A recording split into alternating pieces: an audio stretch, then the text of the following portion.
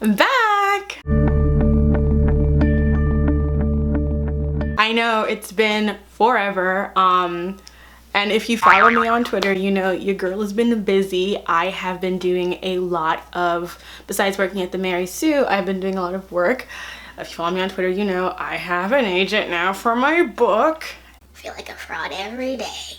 As well as, you know, working with Lindsay Ellis, who's amazing on certain projects. So I have just been in a certain kind of busy space, but I really wanted to make sure that I was putting out content here because I do love this channel. I love doing this kind of work. I just need to figure out a way to sort of, you know, elevate it a little bit more. So I got a teleprompter, guys. Now I'm sophisticated now. I'm a learning lady. So I apologize if my eyes seem to go a lot when I'm doing my best. I decided, after putting a lot of thought into it, that I am actually going to start a Patreon account with like special videos. There we go. Playing games.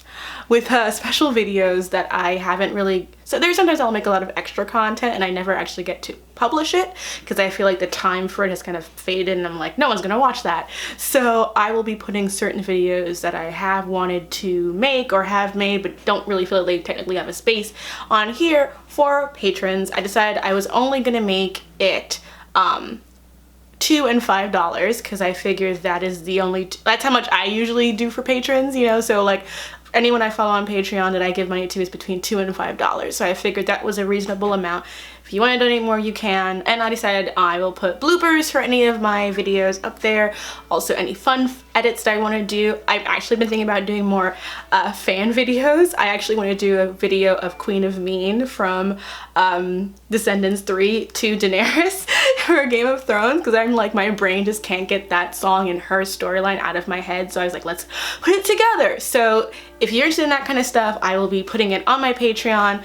I'm trying to do it as a way of just sort of like surviving. I know I have a full-time job, which is why I kind of felt guilty about, you know, having a Patreon account. I haven't made any money for a book yet because I haven't really finished a book to have it put out there. So this is kind of me just trying to like keep myself afloat. And if I'm gonna be doing this stuff, I kind of want to find a way to monetize it just a little bit. But no pressure, just wanted to put that out there. And this video in particular has taken me quite a while. Waiting for the bells to end.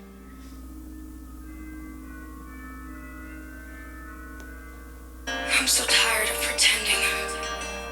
Where's my happy ending? So I'm here today to talk to you guys about Charmed. So my relationship with the CW series Charmed is a complicated one. The original series was a staple of my childhood that I can totally admit has not fully aged well, even though I obviously very much love it.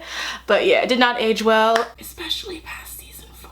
And so when I heard the reboot was happening with 3 women of color, I was really excited. But the reboot itself had some very messy behind the scenes issues that made me frustrated with it, despite it having a really solid-ish first season. In this video, I will be addressing the issues with the original Charmed series and the new reboot, and also talking about what I love about both of them. This video took me a long time to put together because I wanted to be fair, and I wanted to make sure I covered all my bases. The issue of casting people of color, especially women of color and women who exist within the Black diaspora, is a really, really heavy topic, especially right now.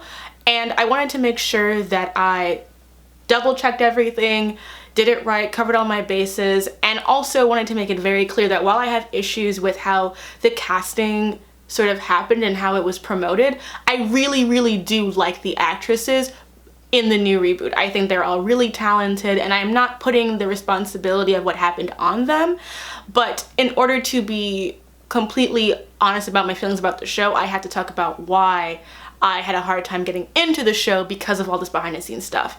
So let's get into it.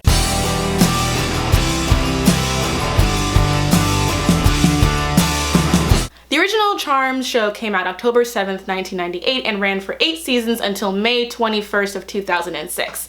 It was a show about 3 young women who, after the death of their grandmother, discover that they are witches. But not only witches, but the charmed ones, the most powerful witches in existence, whose duty is to defeat the source of all evil and all of its accoutrement. It originally starred Shannon Doherty as Prue, Holly Marie Combs as Piper, and Alyssa Milano as Phoebe. Then after the third season, due to some conflicts between Dorothy and Milano, she left the series and Rose McGowan came in to play their missing half-sister, who was half white lighter, half witch, Paige. I will totally admit, I know Shannon Doherty has a reputation, but I love her. Prue is my favorite Charmed one in retrospect. Piper is a close second, and the show is, like I said, flagship of my life. I was a huge Charmed fan, and I still am, hence the necklace and the giant box set. The first 3 and first half of the 4th season were overall legit good campy television with really strong and powerful emotional moments, especially because of the acting. Holly Marie Combs and Shannon Doherty, because of their friendship, had especially strong scenes, and I think the season where after Prue dies and Piper has that big cry scene is an iconic. It's up there with The Body for me. Holly Marie Combs, when she cries, it's like top tier. Dare you leave me? How could you go and die and leave me here all alone? Please don't. There are good things about the latter half of Charmed, but not a lot of things. The acting was great because the actresses are great, but the show had always had a really bad sense of continuity, and when you binge watch the series, it makes it very clear that whomever was handling the show Bible was not, let's say, a fundamentalist. There are a lot of contradictions from episode to episode in Charmed, and the Charmed ones themselves kind of go around in circles about if they want to protect people, if they don't want to protect people, but it never is sort of the beginning of an emotional or structural conflict with the show. It's more just like they go back and forth about are they heroes, are they not. The other thing about Charmed and Race is that there never really were that many people of color in Charmed. There was Daryl, who was kind of the butt monkey of the show, and there was an episode where John Cho guest starred as a love interest for Piper, which is kind of a legendary episode among, non-white Charmed fans. But overall, Charmed was a show that really did culturally appropriate. It would take the mythology and religions of other cultures and sort of just take it for their own without really a lot of understanding. The John Cho episode is actually an outlier in where they actually do have a Chinese man at the forefront. Charmed does have a lot of explaining to do when it comes to how it handled race on its show. It was not the best, it was not the worst, but it was definitely appropriating and offensive at times. And because of that, and because of the quality of the latter seasons, when the news came out that there was a reboot, especially so soon after the show had ended, my reaction was like, meh, the show had only been off for a little bit over, 10 years. And then when I heard that they cast Melanie Diaz as one of the sisters, that meant to me and to a lot of people that they were gonna have a Latina reboot of Charmed. And they said it was gonna have a more feminist leaning, and that to me was really exciting. It was exciting news because it was an opportunity to make a show like Charmed again, with a more diverse cast. That being said, I still had my issues, which we will get into, but just hearing that they were doing a reboot with women of color made me care more about the reboot than I would have if it had just been, another 3 white women. The underlying issue that has come up is like if Charmed was a feminist show. And to me, it's a question that doesn't really matter. It was created in the post-Buffy Xena realm of girl power, and that was really defined by female characters created by men. Largely, sadly. I think, in fact, one of the things that made Charmed stand out initially was because it was created by a woman, and then she lost control of the show, so that was a frustrating thing. And I think in a lot of ways, Charmed was a product of its time, and it deteriorated as it went along. It doesn't mean that we can't see feminist things in it, but was it a capital F feminist show? No, I don't think so, but you guys can let me know what you think down below. To me, being a feminist show means tackling larger systemic issues about women in power, which Charmed plays with by nature of its premise of being 3 women in power. And I think with the elders coming in, you do get a lot of that subtext of women fighting against, this white male patriarchy. But at the same time, I think the show liked to play kind of fast and loose with those concepts. So, to me, it's a mixed bag. You guys can let me know what you think. If you think Charmed is a feminist show, I think it's a good show. I think girl power has its place, and I like shows with girl power, so I don't dislike it. I just think that, feminism we call things, even me, I've done this before, we can call a lot of things feminist, but does it mean the whole product is? It comes and it goes. Therefore, when I heard that we were going to be getting a Latina-led, female-produced show from the makers of Jane the Virgin rebooting Charmed, that to me was a very exciting development. Until it wasn't.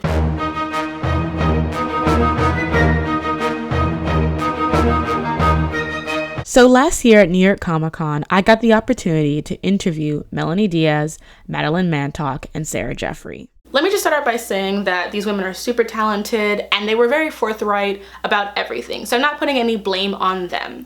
However, while I was interviewing, Mantock and Jeffrey, it came to my knowledge that neither woman was Latina because they said that they weren't when we asked them questions about it.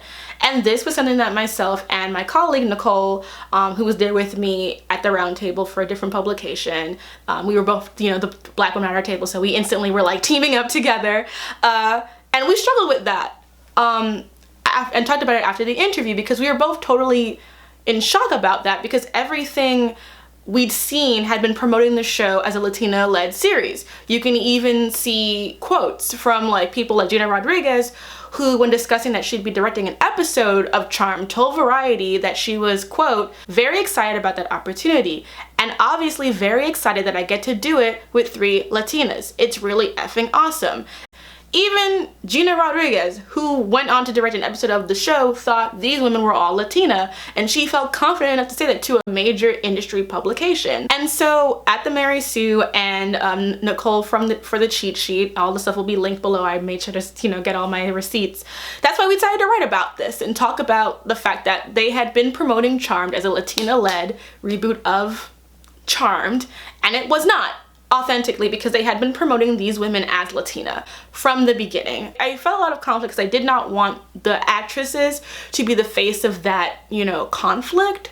But at the same time, I felt like this was a super problematic thing. The few people had brought up, later on that there was one interview that clarified that they weren't Latina. That was a lot closer to the Comic-Con time, but it was not making the rounds. But if you look other places, you basically saw that. And when I was talking with other Latinx people on Twitter, they were talking about how when they were interviewing the people from Charmed, everything was curated to them, indicating that these were Latina actresses playing Latina characters. That's why when Madeline Mantock told Paper Magazine, I don't really understand how it started, but I think once we were cast, people saw us and maybe assumed we were all Latina. When I auditioned, there was no ethnic description for the character. It was just, she's Macy, she's a super smart scientist, and she's a half-sister who comes to town. And then maybe an age range. So I don't really understand how it happened that people thought we were all Latina. If you look at the coverage from Teen Vogue, The Hollywood Reporter, Deadline, etc., they all say Latina-led Charmed. The first actress to be cast in Charmed was Melanie Diaz, who is Puerto Rican from New York City. Their mother is played by Valerie Cruz, who is a Cuban-American actress. If the mother is Latina, and the first woman you cast in the series, where they're all supposed to be blood-related via the mother, is also Latina, why would we assume that they weren't going to follow suit by casting other Latina actresses? And then the next 2 actresses to be cast were Mantock and Jeffrey. And I remember when I was reporting on the story, I looked at both of their Wikipedia pages, and both of them indicated them having some kind of Latina heritage. I believe with Mantock, it said that she was Afro-Panamanian or something like that, or that it was very much specifying that she had West Indian, Panamanian heritage, and that has been changed since, because I know that they have been scrubbing it and trying to clarify that that's not the case. But I know that I saw it in other publications also said similar information. Sarah Jeffrey had also played J-Lo's daughter in Shades of Blue. So when people called her Latina, I believed it because I had seen her play Latina. And then, as I said, the Latina aspect of the series kept getting promoted in all of its media. And to me, what's most frustrating about this whole thing is that it didn't have to be this way. Melanie, the actress, is the eldest of all 3 of them. She could have been made the older half-sister, and the younger sisters could have been presented as Afro-Latina from jump. Now, it doesn't make up for the fact that, Mantock and Jeffrey are not Latina or Afro-Latina, but it would have been more honest. And to me, colorism played a huge role with how this turned out.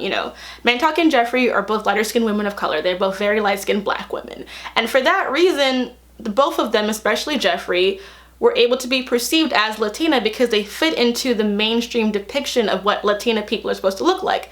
Lighter skinned, you know, curly hair that's like, you know, softly textured, or long wavy hair, you know, and that's a problem because Afro-Latina roles never go to people like Gina Torres or Amara La Negra, and we have spoken about this for a really long time. One of the things about the Black diaspora is that it's very complicated and very nuanced racially, and not racially, complicated ethnically because of slavery, because of colonization.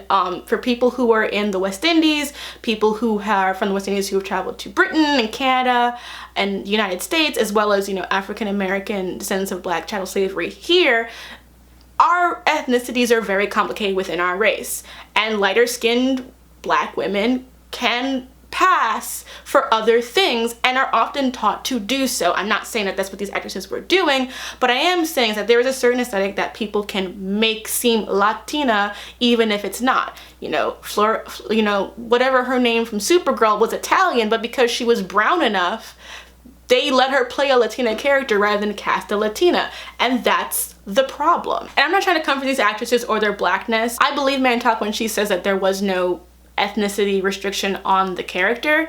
However, it's still a problem because when they hired Diaz, they should have made there should have been more restrictions. They should have been like, okay, we already hired one Latina actresses, they're all supposed to be related, so we have to hire other Latina actresses or figure something out. It's not as if they picked the original Charmed cast and picked randomly non-white actresses because they liked them. They picked 3 white women because they presented the characters to be white, and when they had a half-sister, she was white too. You know, like, it wasn't as if they just made their sister biracial randomly. They continued that whiteness.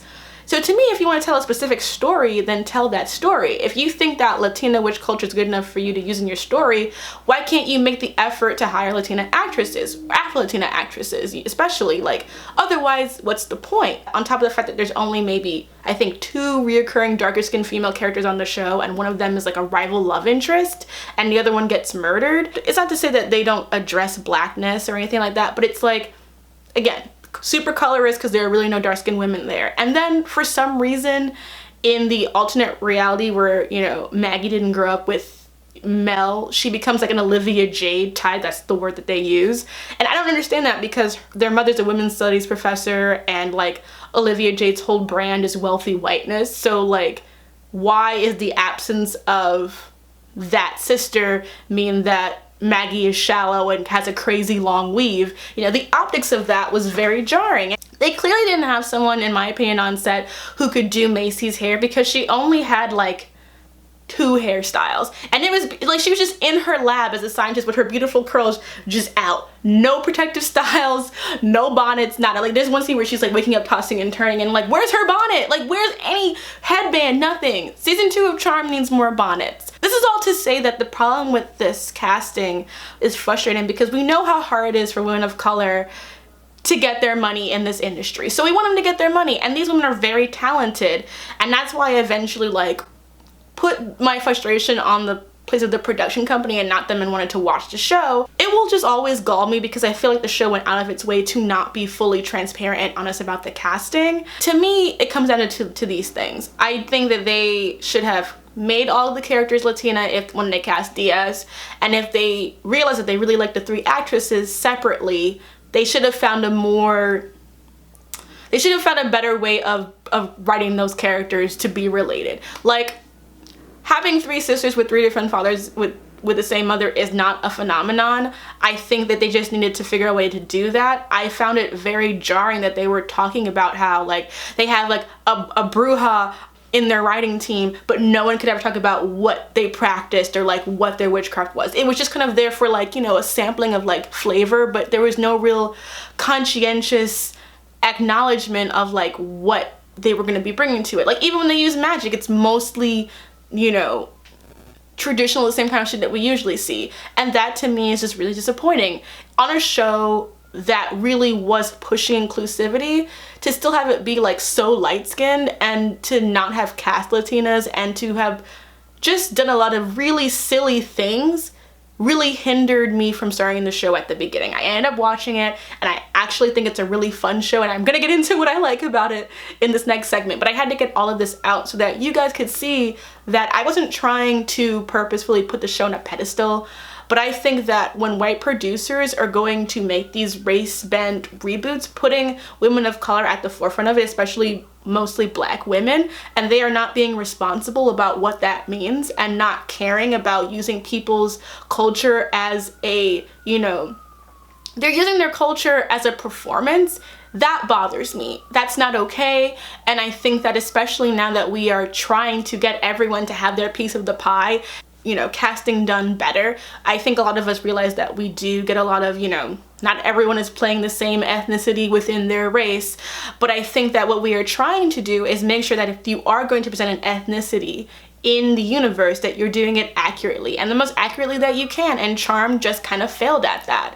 It took forever for them to acknowledge like what ethnicity of Latina they even were, and I just think this is why you need people of color in the casting offices, because that should not have happened. And I see this happening all the time where people just really cast things in a super colorist way. Like I remember in the Umbrella Academy, like the one, I forget the character's name, I think her name is Allison. Allison's daughter is darker than her, even though Allison herself is mixed race and her daughter is mixed race. Her daughter, I literally did that and I was like, this colorist way of casting, you know, brownness is very frustrating, and I just wish they would just do better. On to things I like about Charmed. You are witches. Witches who are destined to save the world from impending doom. What was that about? Similarly to the original premise, the new Charmed is about three sisters, Macy, played by Madeline Mantock, Mel, played by Melanie Diaz, and Maggie, played by Sarah Jeffrey, who, after their mother passes away, they all discover that they are the Charmed Ones, the most powerful trio of good witches, and they are helped by their white lighter, Harry Greenwood, played by Rupert Evans, to basically save the entire world. Macy is kind of an amalgamation of Prue being the eldest sibling and also being like Paige, who is the half sibling. The main difference being that rather than being half white lighter, Macy is half demon, because you find out in the series that she was resurrected by a necromancer because she was born dead. It's actually a really good storyline, and I would say that storylines like that are what make the new Charmed really stand out in comparison to the original series. They also did a thing where initially Macy was the half-sister of Mel and Maggie, but in solidifying the canon of like who the characters were, they decided to make Macy and Maggie full-blooded sisters, while Mel being the half-sibling, which would have made sense from the beginning, but I'm glad they figured that out. In the show, Macy is a scientist, Maggie is a freshman in college who is trying to pledge to some sorority, and Mel is sort of in between jobs. Initially, she's working at the school, but then later on in the show, she is working at a bar. I will say, I wish they felt a little bit older. Like, I think that they are. One of the things about the original show is that all the women had different jobs and different careers that they were going through, and they just had separate lives, and I feel like they're just so deeply interconnected it kind of feels false at times, but overall I really enjoy it. So overall I do think it's unproductive to play the game of old versus new with Charmed, because television was a lot different back then. Even if Charmed hadn't been as crazy successful as it was, it had room to breathe and find its footing in a, you know, in a way that our saturated market just doesn't have anymore. Like, it takes a while for the CW to cancel a show, but if you're not doing well, it will cancel you. I think that the original Charmed was allowed to take more risks and do a lot of things and be original. It was an original-ish concept. It was following the trend of the craft, but it was an original series. So I'm not gonna play that game. I think the old Charmed is good for what it is. I think new Charmed is as well. And I would say the strengths of the new Charmed is that it is strongest when it plays up the idea of it being the Charmed Ones against everyone else, against institutions. There's kind of this running gag that besides Harry, who's their white lighter, no white people can be trusted on the show, and I kind of love that.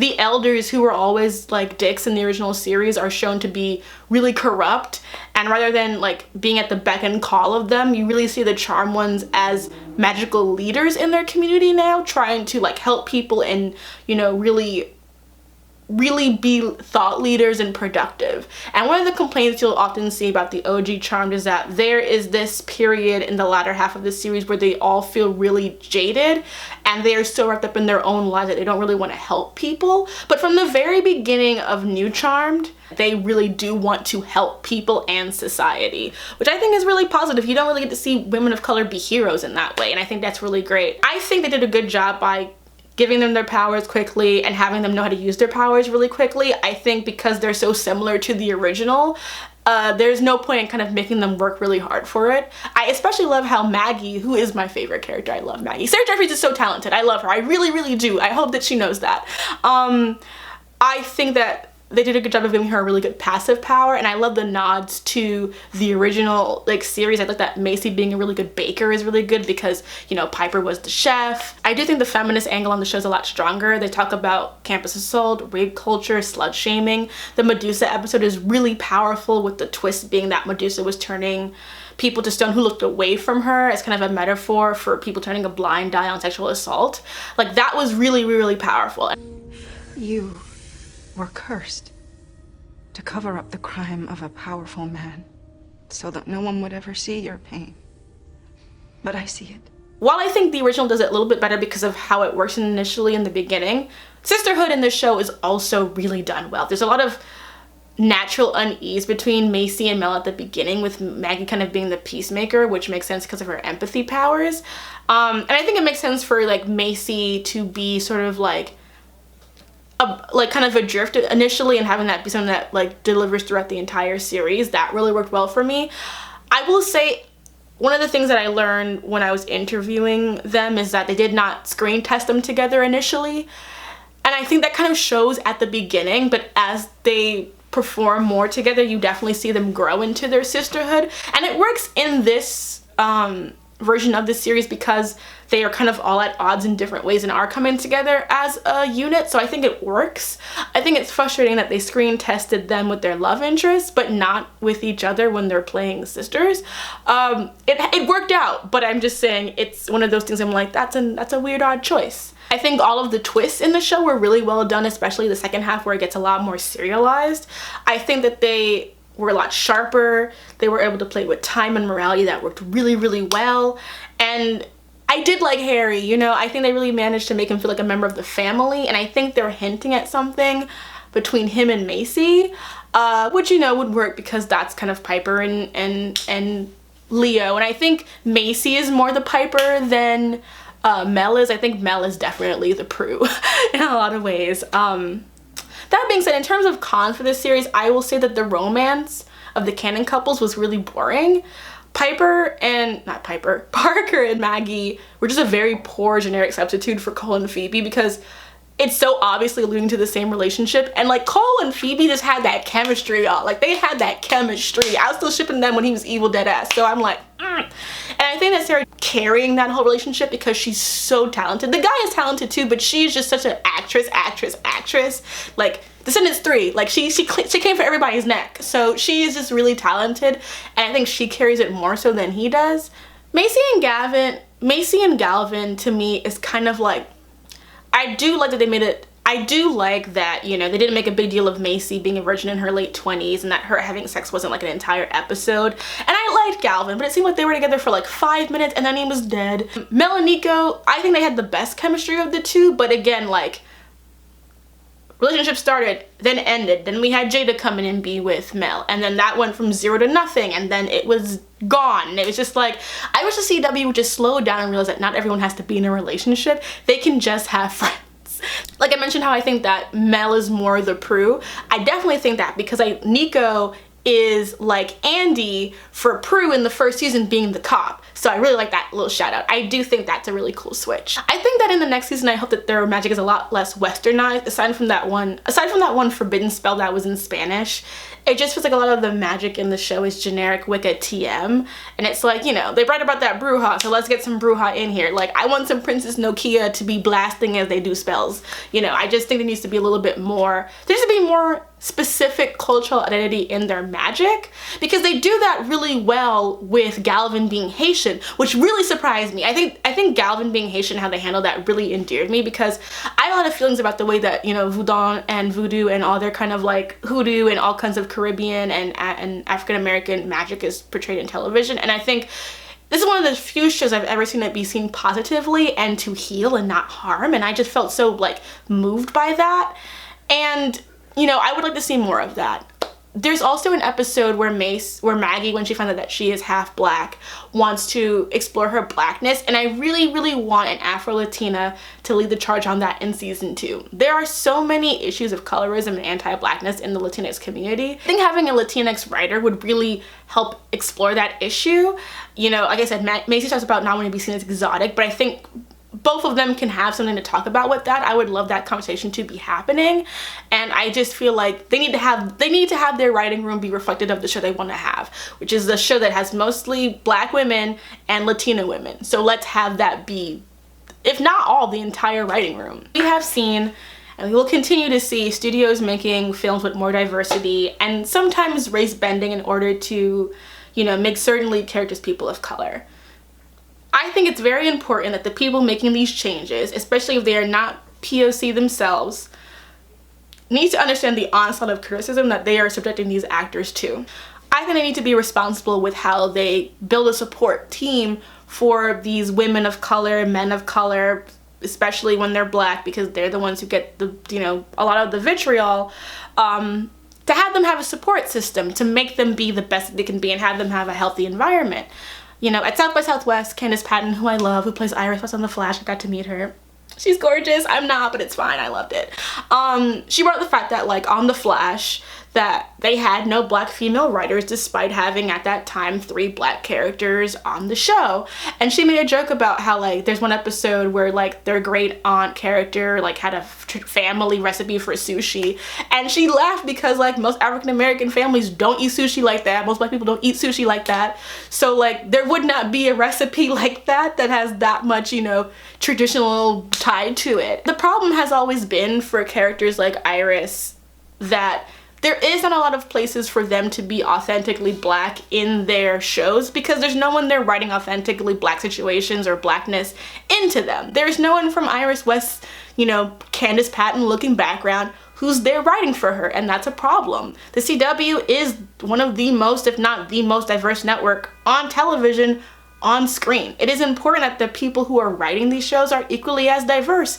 You know, it's great that shows like All American and Black Lightning have black creators and showrunners, and now The Flash actually does have a black male showrunner, but they need to be black makeup artists, black, you know, techs, black hairstylists. The fact that Macy only has 3 hairstyles for the entire first season irks me, because her hair is beautiful. There's so much you can do with it, but there's like a fear of using her curls. I'm like I'm sure she could do a style. Give her a nice little 2 little twist bumps, anything, you know? I wish season 2 of Charmed the best. I think it has a huge amount of potential. I think it can be a really great show. I think that they ended this show with the Source storyline, which I don't want to spoil because it was really good. I think it has a lot of potential. I think it could be a really great show. I think it has the ability to be as long-lived as the old Charm, although I don't think TV should go on for 8 seasons. The original Charm should not have gone on for 8 seasons anyway, so, you know, 5 is good. Season 2 of Charm feels like it's about to be its own thing, and that's exciting because that's what I want for these shows, and that's why I'm so nervous about race bending, because I never want it to be like there's a Little Mermaid and there's the Black Little Mermaid, you know, or there's Buffy and then there's Black Buffy. I would like it to just always have been, you know, there's a show that's similar, like, you know, like Winona Earp is not like called the white anything, you know. I love Killjoy so much. It just ended. I'm so sad because it was like we had a black female lead in a show. She will always be the protagonist. If you make a show with a character like Dutch and she's white, it'll be the white Killjoys, you know. Like, I want that. I want creative independent property that's original for Black and Latino and all people of color. And I think Charmed will always disappoint me on that level by not being like an original series. But I think now with season 2, it can be, and I hope it will be. And I hope that this video really illustrated one thing. I really do love what it could have been, and I have seen it not be that, and I'm like, okay, I hope what it will be amazing, because I think it has a lot of potential, and I would love for it to be the queen of mean of the CW. I'm rooting for it. I'm hoping for a good season 2. And again, I don't put any of this on the actresses, but the people behind the scenes, you goofed real hard. And with all the controversy that was already there with, you know, the pilot being kind of shaky, the trailer not being that great, you should have protected them better, and you should have not put them in a position to have to deal with this kind of stuff, because it's not fair to them, because they didn't make those choices. You guys did, and you gotta stop. You need to stop. We see the future starting right here. If you like this video, just please let me know. Like, subscribe, share. I love to read your comments, you know, argue with me, debate me. Please debate me. The interactions are delicious. I'd love to hear your thoughts. If you've watched the new Charmed, what do you think of it? How do you think it compares to the original? How did you feel about the original Charmed? When were you like, the original Charmed is kind of being a whole ass mess? Yeah, I'd love to see it, and I will see you guys soon.